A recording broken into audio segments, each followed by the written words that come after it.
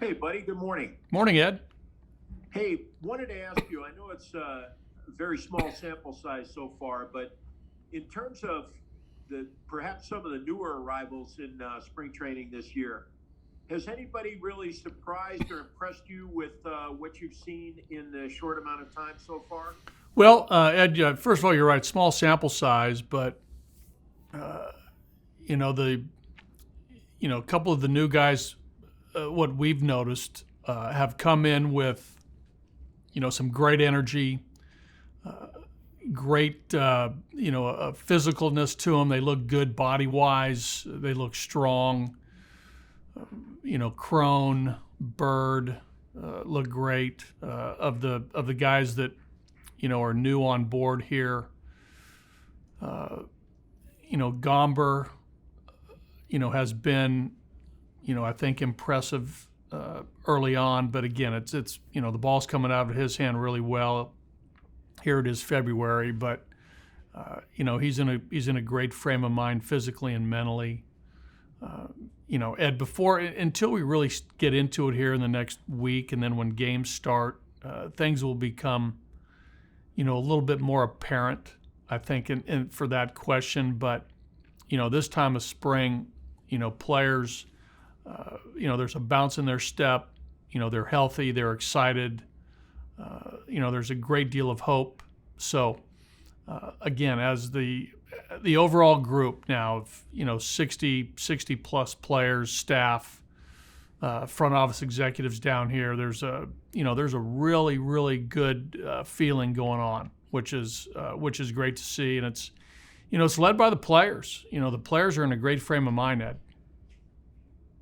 And buddy, as far as overall health of the guys that you have there now, any injuries that cause you perhaps any concerns, any lingering issues from last year? No, everybody's in pretty good shape there. We're keeping an eye on Scotty Oberg, but Scotty feels great. He's thrown 2 side sessions.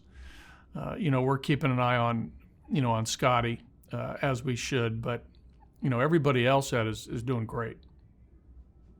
Buddy. Thomas Harding, Thomas. Yeah, buddy, what is it? What is it like to talk baseball with Chuck Blackman? Charlie's got first of all, I love Charlie's way as far as our conversation. He's bright, he's witty, but yet, introspective in a lot of ways when it comes to, not only baseball conversations but life conversation. He's got, great feel for this game. He's been, in a lot of ways, a self-made player, over the last, 10 to 12 years. Once he, got into college, and the position change was well documented from pitcher to position player, and where he came, where he came from, his early days from college to becoming a multi-time All-Star, a batting champion. So, he's, for me, it's a great conversation because he's insightful. The things he says have meaning. He doesn't beat around a bush in a lot of ways. It's a great conversation, Thomas. It really is when it comes to baseball, and he's got great opinions. And for me, a veteran player where Charlie is, a lot of things that we bounce off each other, which is helpful for the coaching staff and I. So it's good stuff. He seems like the type of veteran that he has a lot of knowledge.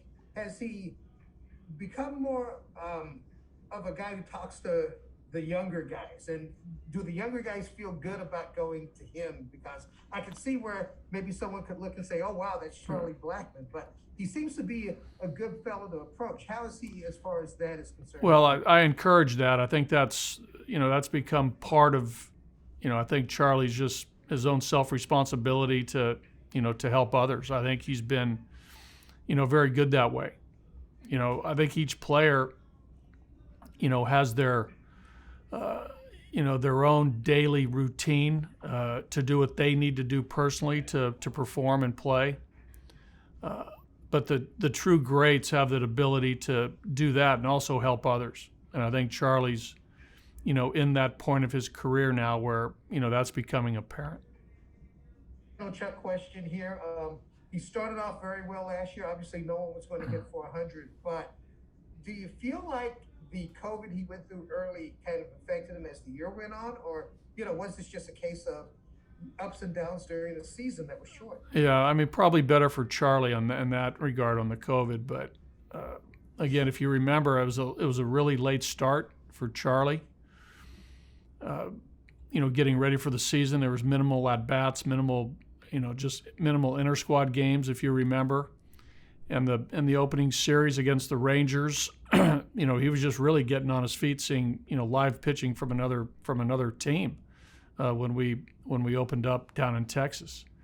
And then from that point on, after that series, he started really hitting and got on fire, and then things evened out. So over the long haul, if we would have played 162, I think we would have saw typical Charlie numbers.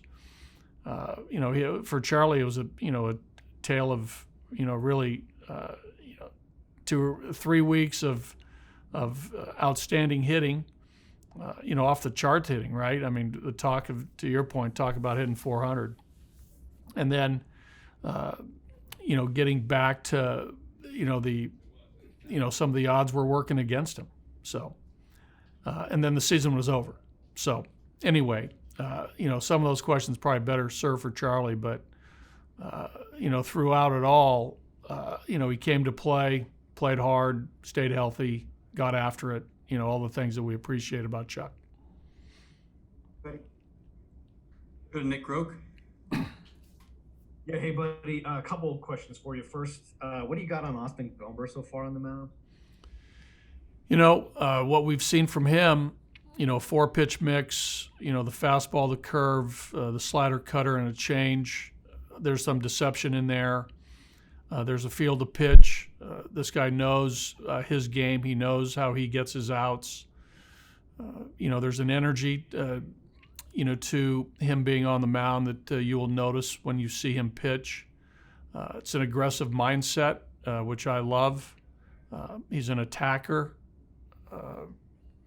He can spin the ball. He elevates. He keeps the ball down. He moves it in 8 pitches. He's a pitcher. The one thing I think that we've learned over time with the Rockies is that it's probably a mistake to pigeonhole a pitcher or to try to make them something for Coors Field if they're not that way. To just let them be themselves, basically. Right. Agree. But yeah, I mean, thank you. The with Austin though, he mentioned the other day that he's very comfortable throwing as a fly ball type pitcher, and that's his game. That can get you into a little bit of trouble at Coors Field with the big outfields. Do you think it's appropriate at all for you to adjust him in any way to maybe try to get some of that contact to the ground, No. or are you going to let it be? Well, it depends on how far they hit it, and it depends on how hard it's hit. So I don't think you can change a guy to the point where he becomes a totally different pitcher than what he is. I hear one of your colleagues and all you guys talk about soft contact, exit velocity, all those things. If you're a pitcher, whether you're a fly ball pitcher, ground ball pitcher, if you're creating soft contact and exit velocities that are in a range to keep the ball in the ballpark, you're going to be fine. You're going to rely on your defense. You're going to rely on your own ability to work through a ball game as you do it, and I'm good with that. Yeah, right. And do you expect to have to let him know though that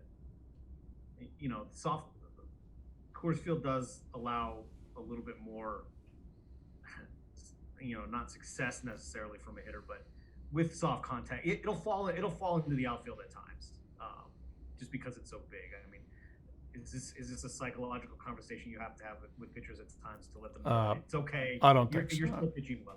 I don't. Yeah. I mean, I know where you're going with this, and I get it. It makes some sense, but once I watch him and I see how he gets his outs, if there's something that I think can help him as far as his pitching, I will address that with him. But I'm going to watch him closely, get to know him, watch each and every pitch that he throws in competition. I'll see the reaction of the hitters. I'll see what the ball does, and then again I'll formulate, obviously my opinion of of his pitching and how he does it, and then we'll continue to teach and coach and help him get better, along with his feedback and basic coach-player communication. Gotcha. And then just one more for house cleaning. What is Tim Doherty's role going to be this year? He'll be part of the major league staff, integrating with all of us, but his primary focus will be with Dave and Jeff on the hitting side. And does he have a title? I think he's major league coach. Okay, gotcha. Thank you. You're welcome. Patrick Saunders. Patrick, go ahead. Good morning, buddy. How are you? I'm well, Patrick. Brendan Rodgers, we all know about his potential. We all know about his struggles. From your perspective, what do you need to see from him? What would you like to see from him this camp and going forward? Well, like all players, you strive for consistency. I think that's the thing that we need to see from Brendan. By that, and that goes in all areas, right? It goes on the offensive side where, consistent offensive performance and a performance to a level of, major league standards for where he is in his career. So there's a batting average component. There's a on-base component. There's how he's hitting the ball component. Defensively, is he making the plays that should be made in the major leagues? If we see that in spring training games. We've seen flashes of this in the big leagues. Flashes. We haven't seen it consistently in, 100 at-bats. He needs to prove that he can stay healthy and stay on the field to let that talent show. I think just, for us, we need to see Brendan Rodgers. And I think, right now, where he is physically, coming off, the shoulder surgery of a while back, completely healthy there. So the arm is not a concern for Brendan. Now we're going to have to see the defense, and we're going to have to see the offense in games. And you'll hear me say it 1,000 times. That's why we play. That's why we play the games, to watch the performance. But he's very capable of, I think in my mind, performing to major league standards. Natural shortstop, and he's had limited time, at least at the big league level, at second base. Every position has its subtleties. Do you think he's made strides in terms of the subtleties of playing second base, in terms of positioning, making sure he's at the right cutoff spot, covering the bag on steals, all that sort of thing? Do you think he's made strides in that area? Yes, I do. I do think there's been marked improvement since the first time I saw him to where he is now. And just in our drill work and our practices, I can see the improvement there. I see a great deal of improvement in his footwork. I see improvement with his arm strength. I see confidence in plays at second and at third. He's a natural shortstop, so that tells me he's playing the hardest position on the field defensively. And so to move to the other positions, I think the basic fundamental talents there Now it's just, to your point, the subtleties of that position. The angles, the things that you have to really be conscious of as a defender. And he's made great strides there over the last couple seasons. Great, thank you. Pat Graham. Hey, buddy. Thanks for taking the time. As Got it. always, really appreciate it. Hey, telling you something you don't know, but Trevor's already developed into one of the shortstops in the game. I guess, what's the next step look like for him? What does that involve? I think just, first and foremost, I mean, every player will tell you that there's they have a standard they set for themselves, and it's usually the track record that they've done before. But you're always improving your game and thinking about improving. I've heard Trevor talk about, getting back to, getting on the fastball and, cutting his strikeout rate and improving his walk rate. I think those things are always in Trevor's mind. If he does that, then you'll see the offensive numbers, go up from, a spot that, they're already good. There's just, the littlest of things on defense you're getting better at that a lot of times don't show up, to maybe the average fan.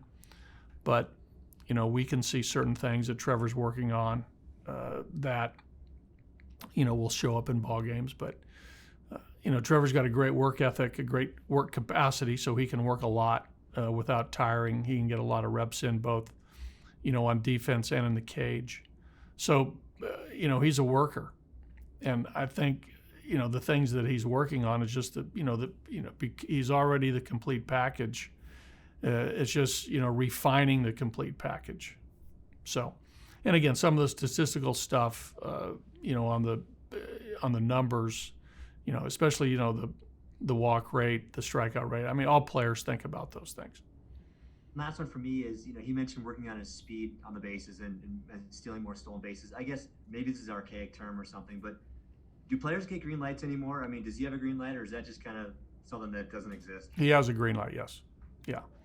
Within limits. I mean, I trust Trevor, and if you can imagine this, Pat, we do talk to our players before the game about, certain pitchers, certain matchups, certain catchers, certain times of the game.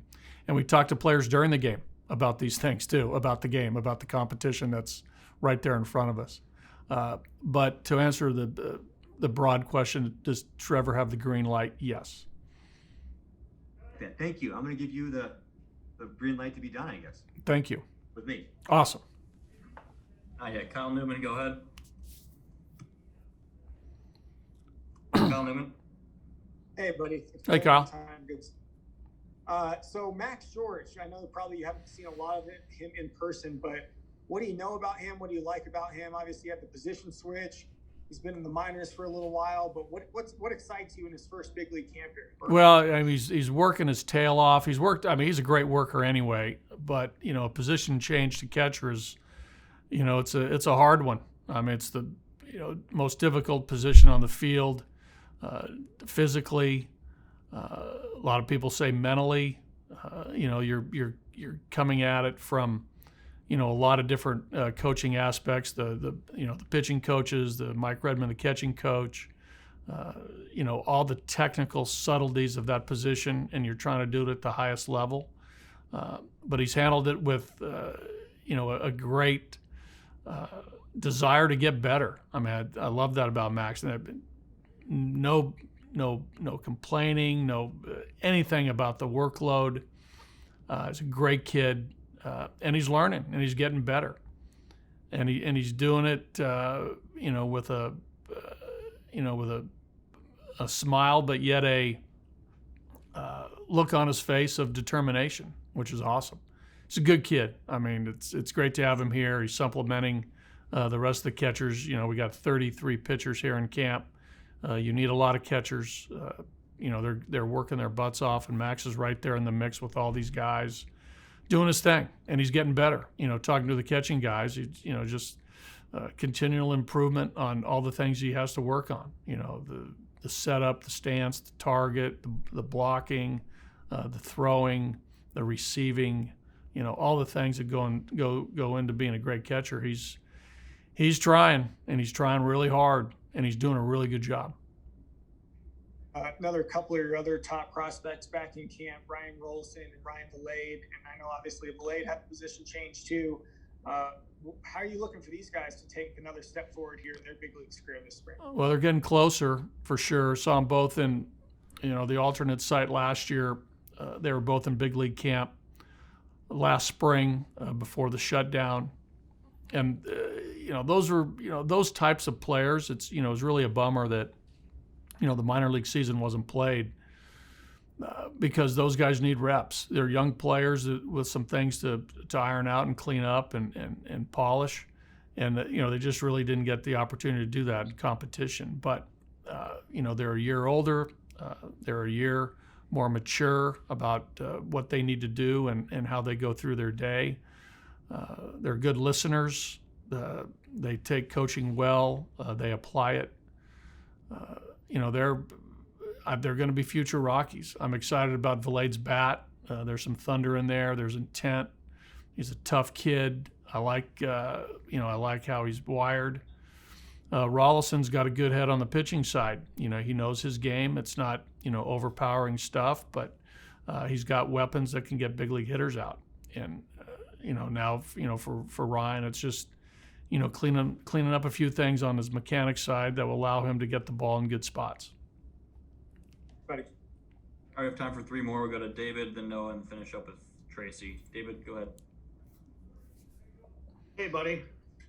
Hi, David. Straightforward question. Is the ability to hit with 2 strikes an undervalued asset in today's game? I think it's always been a thing that has been undervalued in the history of the game. I think it's probably lessened a little bit more of something that has been talked about, and I think more so than ever because of the stuff today. It's harder to hit with 2 strikes, especially the velocities that we're talking about, the breaking pitches, the secondary pitches, the quality of those pitches. The swing and miss that's happening now. It's a combination of, maybe not shortening your swing and maybe the stuff is that good where it's tough to make contact. But those players who have the ability to put the bat on the ball, to change their swing, to change their stroke, to change their approach is important. Over the long haul, if you take thousands of at-bats, it might not be noticeable, but in a single game, in a game that counts, and it's late in the game, or any part of the game for that matter, where putting the ball in play is important. If you have those guys to do it, it definitely can change the outcome of the game. So I think it's huge that you have players, you have guys that are committed and are have big league quality 2-strike approaches where they put the ball in play.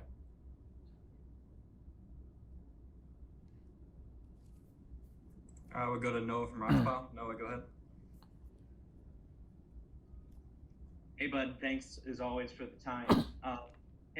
In the nearly week that you've been there in Arizona, have you had a chance to see Jordan Sheffield in person? And if so, what do you like about him, and what do you think he needs to improve upon? Yeah, he's been on the mound 3 times, 2 side sessions, and yesterday he threw a 30-pitch batting practice session to Hilliard, Fuentes, Welker, 3 or 4 guys that were in the box against him. I like the arm. It's a live arm. You can tell that there's fastball velocity with some life to it. He's got a good break, a hard slider, a hard breaking pitch. It's sort of a hard slurvish type break. He's got a feel for a changeup. I think with Jordan, there's no doubt it's major league quality stuff across the board, velocity, secondaries. The arm works nice, delivery looks good. Again, there's, for him, his bugaboo in the minor leagues has been the walk. The walk rate's too high, in the minor league levels. So we got to get the ball in the strike zone. Now that's again, we got to dig a little deeper with Jordan to get his thoughts on why that's happening. But everything lines up for stuff wise, and I think the mentality and his aptitude to be a force in the big leagues if he can get the ball in the strike zone. And to follow up on that, assuming he makes the team, how do you plan on using him out of the bullpen? Well, he'd probably be a guy that would be used in the middle portion of the game. Every game's different depending on who's available and who's not, and how guys are throwing. But I would sense some parameters of probably the middle part of the game for the most part. And one more, have you seen Ben Bowden pitch yet this spring? And are you considering him as a possible lefty to make the bullpen? Well, yeah, Ben's going to pitch again a batting practice session today, 2 sides. He looks fine. We're bearing down on Ben a lot. He's a guy that we've kept our eye on over the past couple of years. He's been banged up a little bit with, a couple of nagging injuries that have kept him from, really developing at the minor league level. We know a couple of years ago he had a nice start to the AA season, and we moved him to AAA. There's still some development in there, but it's a big arm. It's a guy with the right mentality. There's a fierceness to how he pitches. We just got to keep him out on the mound. We got to get him out there and have him, in his own words, prove that he can be a big leaguer, right? And it comes down to performance. But it's a good fastball, developing slider with the right mindset. Very much. All right, Tracy, finish us off. Yeah, buddy. With some of the talk about pitching in Coors Field, I think back to Bert Hooton, who learned to throw a curveball pitching for the Boulder Collegians. He'd never thrown one in his life before he pitched in Boulder.